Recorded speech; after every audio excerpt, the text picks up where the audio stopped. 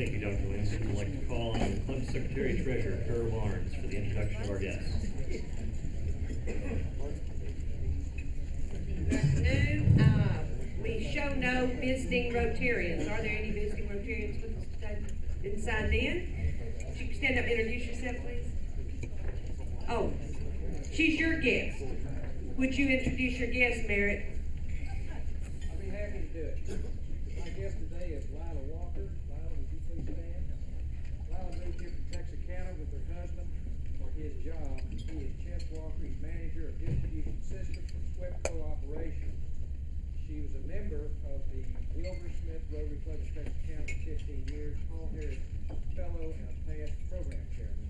She's retired professor of adult education, Texas A&M University, Texarkana. She's taught for 25 years. Wow.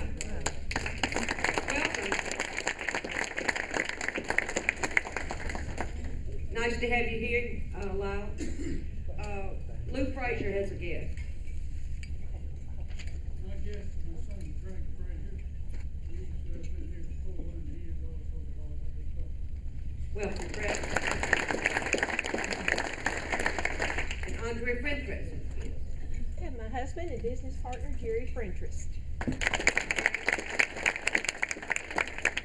Mark McCrocklin will introduce his guest when we begin the program.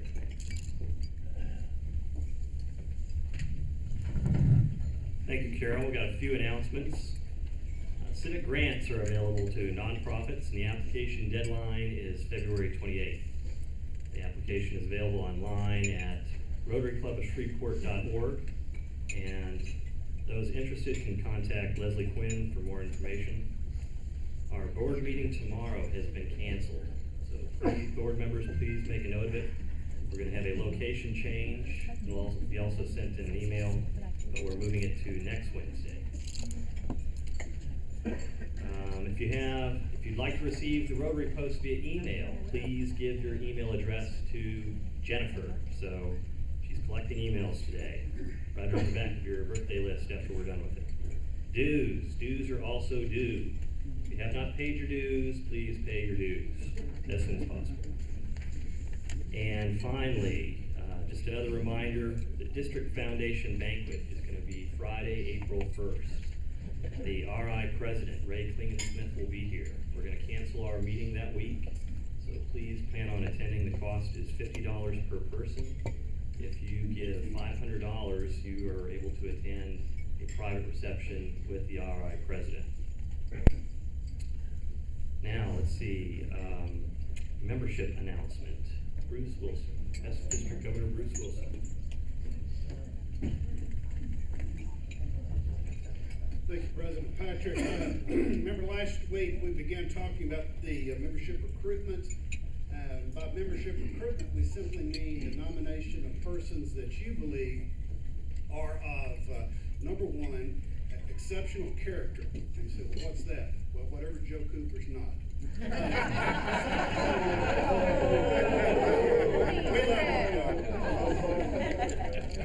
I don't love ugly. Bad shape. But the other thing is that this person must be an individual who is an owner or in a senior supervisory capacity within the organization that they are part of. Now, on the tables in front of you, you have sheets. We would appreciate your nominations, and I want to recognize those people who have placed folks in nominations. And when I call your name, would you please stand so that we can recognize you? Stephen Holliday, James Blewett, Janet Boyett, Jeff Clark, Wayne Neeson. I guess they nominated and then didn't come back. Jeff Bryda, Wishy Nolan, Robert McGowan, Ken Tate, Penn Peary, Tom Arsenault, John Peake, Fred Kent, Trey Newell, Larry Ivinsky, George Nelson, Mike Young. I want to thank you. Please just fill out that sheet as you sit there, leave it on the table. We'll collect it later. And if you're on the calling committee, if you'll meet with Jeb and I right after the meeting. Thank you. Thank you, Bruce. I'd now like to call on Club Member Daryl Rabouche for the announcement of our birthdays, our celebration.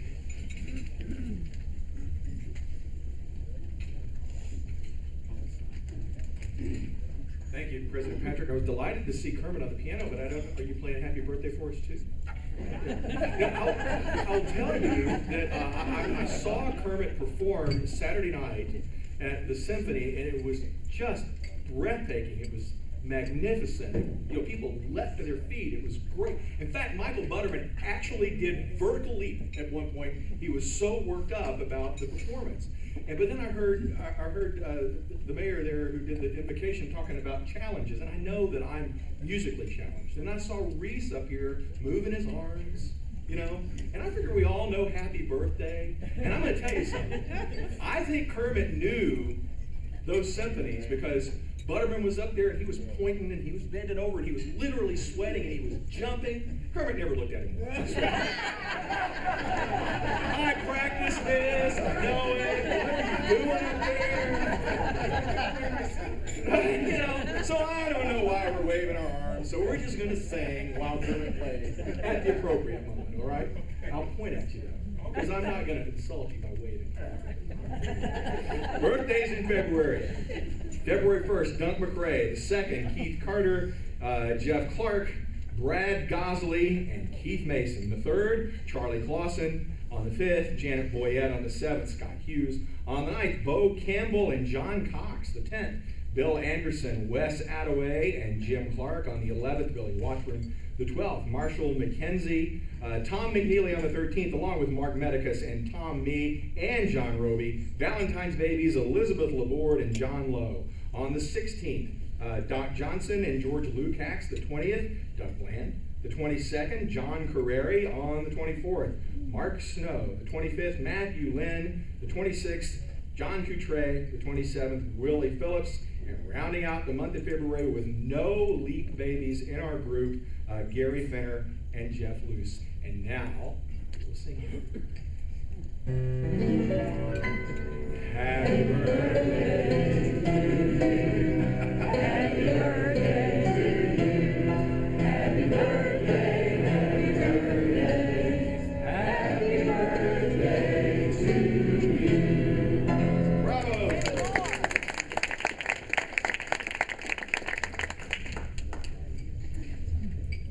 Thank you, Gerald. Now I'd like to call on Club member Mark McCrockman for the introduction of our program.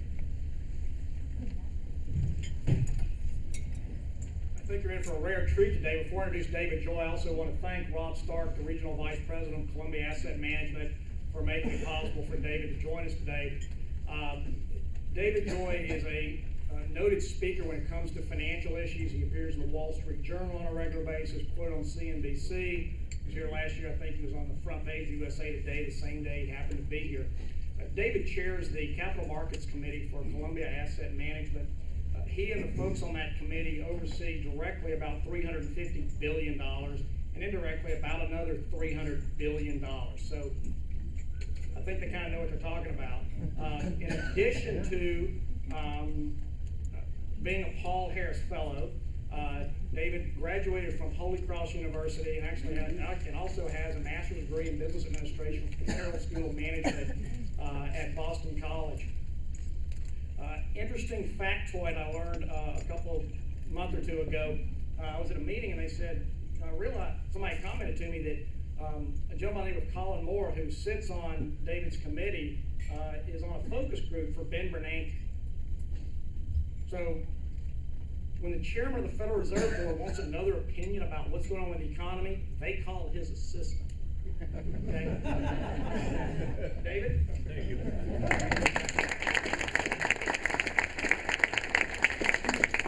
Thank you very much, and it is a pleasure to be back. So thank you for the invitation. I have to say I've been in town now for about 24 hours, and I've heard some comments about how bad the weather's been. I think it's terrific. I live in Boston, so by comparison, this is great. Well, what I'd like to do today is spend a little time talking about the financial crisis and where we are in the recovery from that. And then when that's all said and done, I'll open it up to some questions, and we'll answer those hopefully to your satisfaction until we adjourn.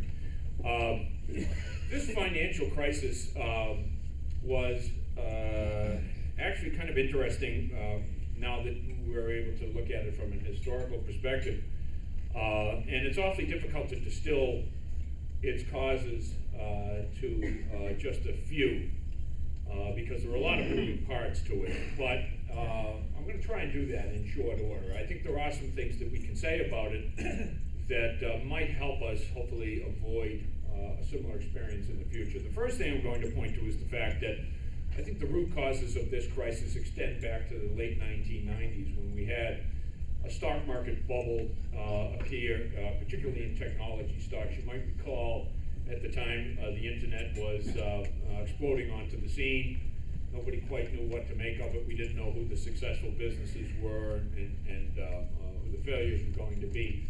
But one of the hallmarks of that experience was that we had sort of suspended our belief that earnings as a necessary accompaniment to investment performance mattered anymore. We said, no, earnings don't really count. The only thing that matters if you have a website is that people go visit it.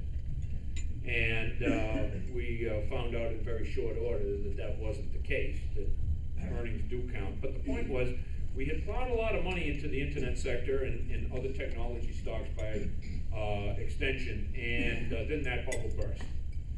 In March of 2000, the NASDAQ index began to fall and had fallen probably by about 70% before it was all over. So there was clearly a bubble that had burst, and a lot of individuals lost a lot of money. Partly in response to that, the Federal Reserve lowered interest rates, trying to get the economy moving again. It was a very shallow recession, thankfully. But the Federal Reserve responded by pushing interest rates down to what at the time had been a record low, certainly the lowest rates we'd seen since the 1950s. And so there was a lot of easy money around. And eventually it migrated into the real estate market. And you know what happened there. We created a bubble. Prices began to rise dramatically. But a couple of other things happened as well. At the same time that all of this easy money was finding its way into real estate, Wall Street invented a new type of bond under the broad heading of securitization. That's a fancy way of saying simply that in this new reality, banks no longer own the loans that they're making to individuals to buy homes. They simply packaged it up, got a fee for doing it, and sold it along to an investor down the road. In reality, what they did is they packaged it up, a series of them, into a bond issue, sold them off to, let's say, an investor in Europe. And so what that had the effect of doing is creating a very lax underwriting environment. Because if you're not going to hold the loan, you don't really care if it performs or not. In the old days, it made a big difference to you as a local banker, but not anymore, because all you did is got your fee. And so we had two things happening at the same time. Securitization, allowing us to convince ourselves that we had figured out how to take risk off our balance sheet and spread it around the globe. Number one. Number two, we had easy money. And we had an elongated expansion. Expansion was lasting now 6 years, between 2001 and 2007. But there is a big, big difference between creating a bubble in stocks and creating a bubble in real estate. And the big difference is this. When a stock market bubble bursts, it's you and I that endure the pain. If we buy stocks, we generally buy them with cash. We either pay a full 100% of the dollar amount of the purchase we're making, or maybe we buy them on margin, in which case we put down 50%.